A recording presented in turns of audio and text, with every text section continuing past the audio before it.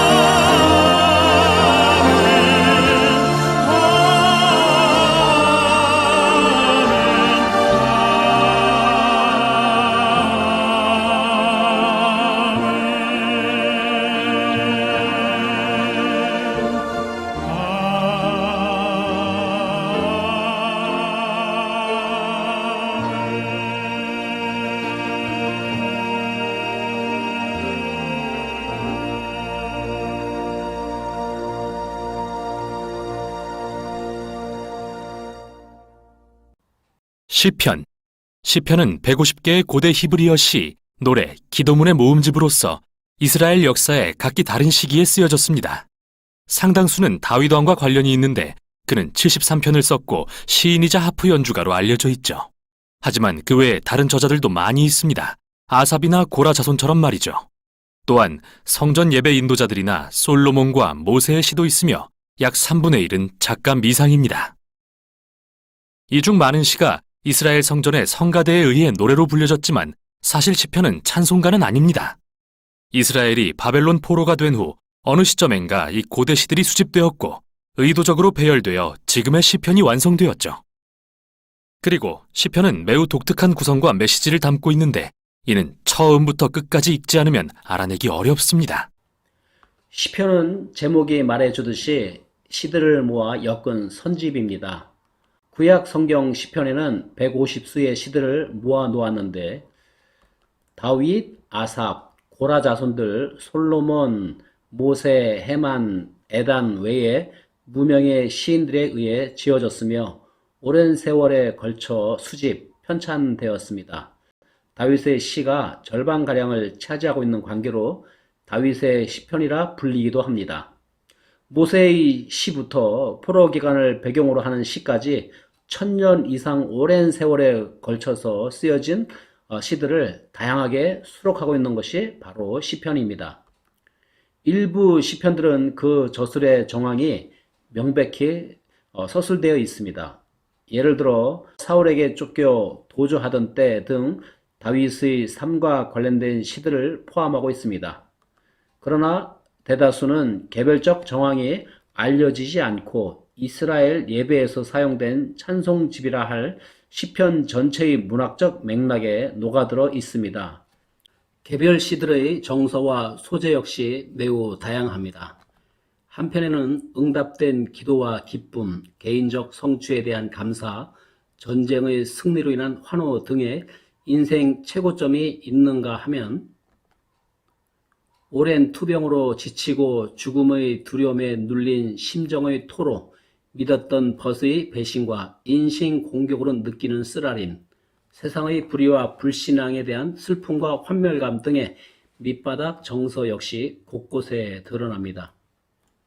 이런 다양성에도 불구하고 시편에는 일관된 흐름과 통일성이 존재합니다. 시편은 찬양집이며 기도서입니다. 구약의 다른 책들은 인간을 향한 하나님의 말씀이지만 시편은 하나님을 향한 인간의 목소리라고 할 수 있습니다. 그러나 시편의 중심에는 여전히 하나님이 계십니다. 그러므로 시편은 장르가 시이면서 악보 없는 찬송가라고 하기도 하고 기도라고도 불리며 유대교와 기독교의 예배와 찬양의 독보적인 책입니다. 시편에는 일관된 흐름과 통일성이 존재하죠.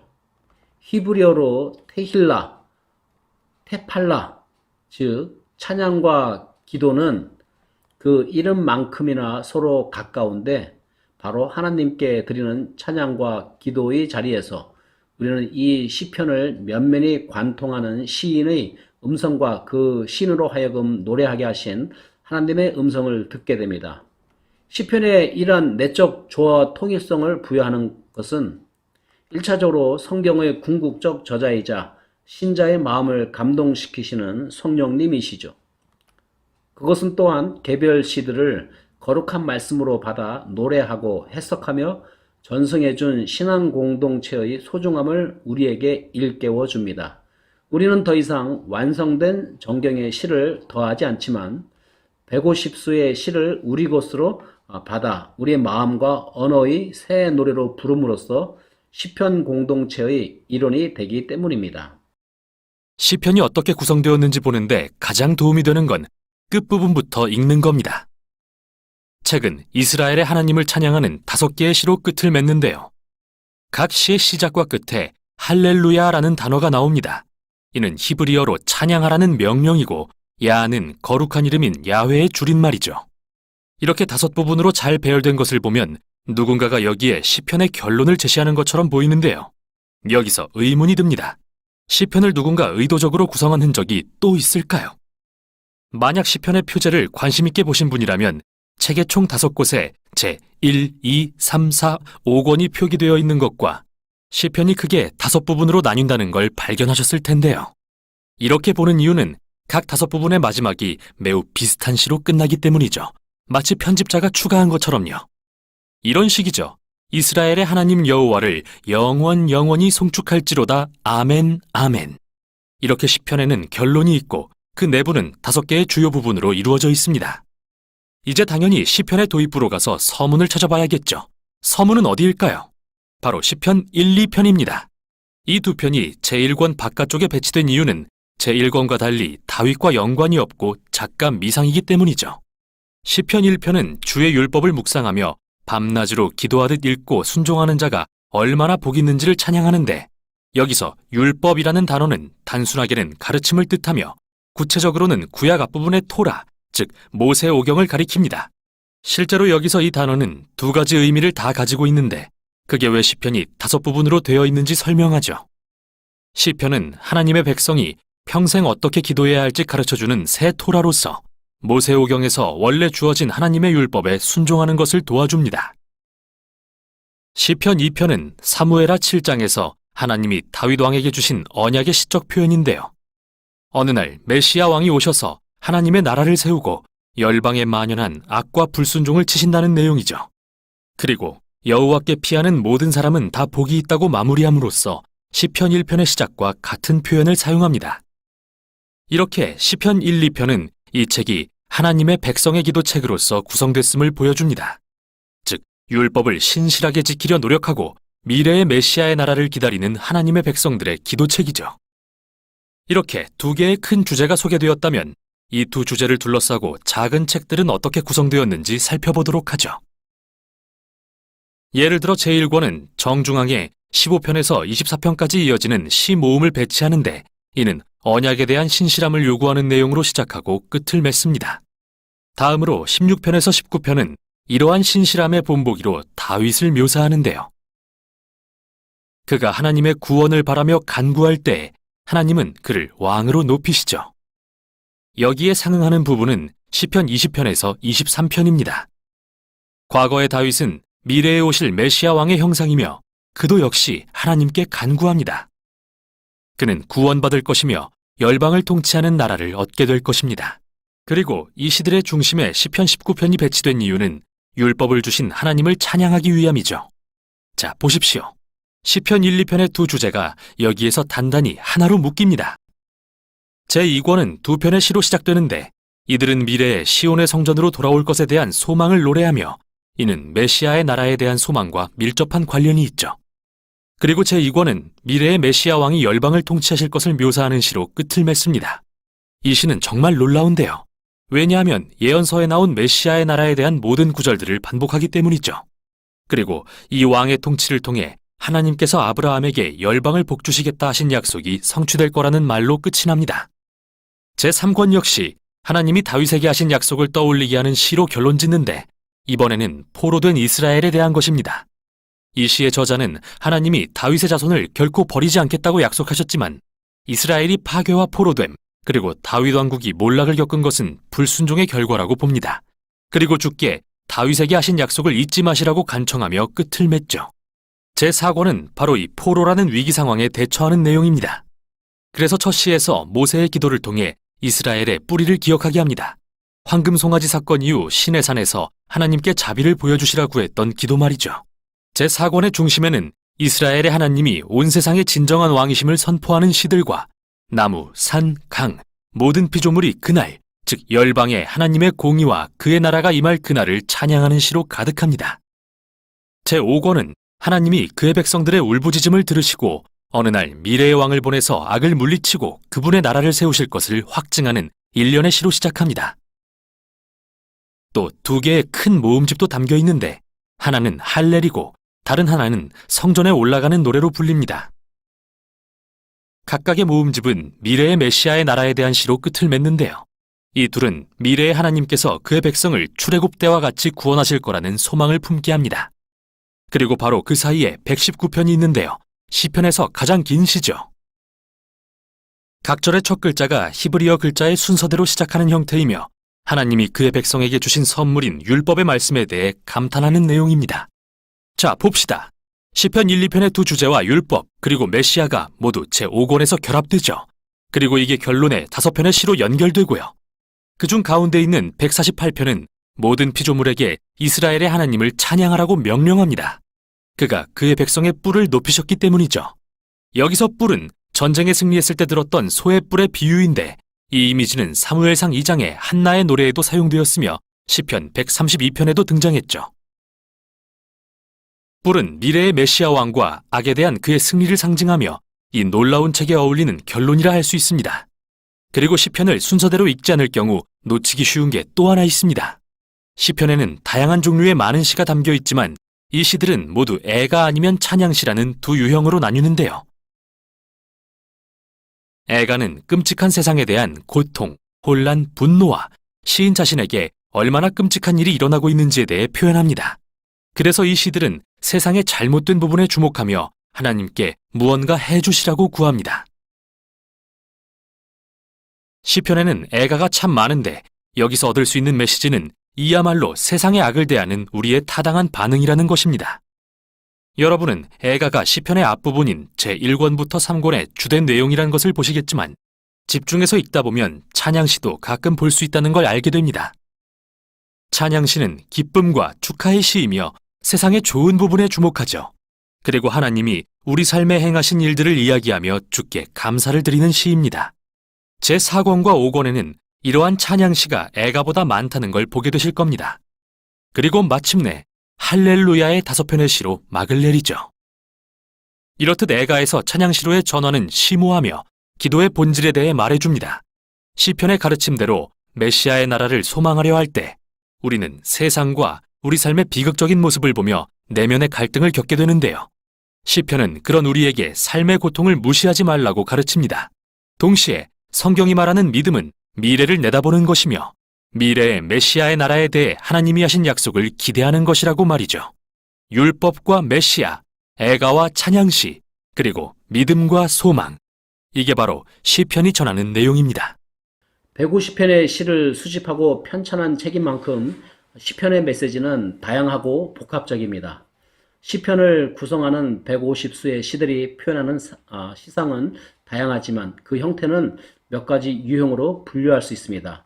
현대 성서 연구는 승전과 제왕시, 지혜시처럼 내용을 직관적으로 드러내는 유형과 찬양시, 감사시, 탄원시 등 독특한 내적 구조를 갖는 대표적 양식들이 이스라엘의 삶에서 어떤 기능을 수행했는지 살펴봄으로써 우리가 시편을 음미하고 삶에 적용하는 데 유용한 통찰력을 제공해 줄 것입니다. 대표적인 시편 양식들의 특징과 그 메시지는 다음과 같습니다. 찬양시는 찬양의 촉구, 찬양의 이유, 찬양의 재촉구 등 세 부분으로 구성됩니다. 시편 117편과 관련해서 여러분들에게 들려드리도록 하겠습니다. 너희 모든 나라들아 여호와를 찬양하며 너희 모든 백성들아 그를 찬송할지어다. 우리에게 하나신 여호와의 인자하심이 그치고 지나신 영원에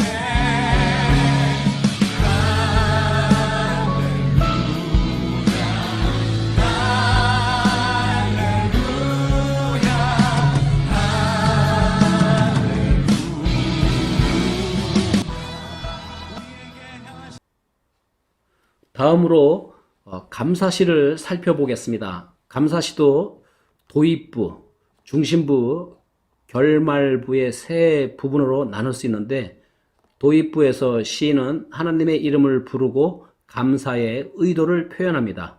중심부에서는 시인의 체험을 서술하는데 과거의 난관과 구원의 요청, 그에 응답하신 하나님의 구원의 역사, 그것에 반응하는 시인의 감사와 소원이라는 구조가 통상적입니다.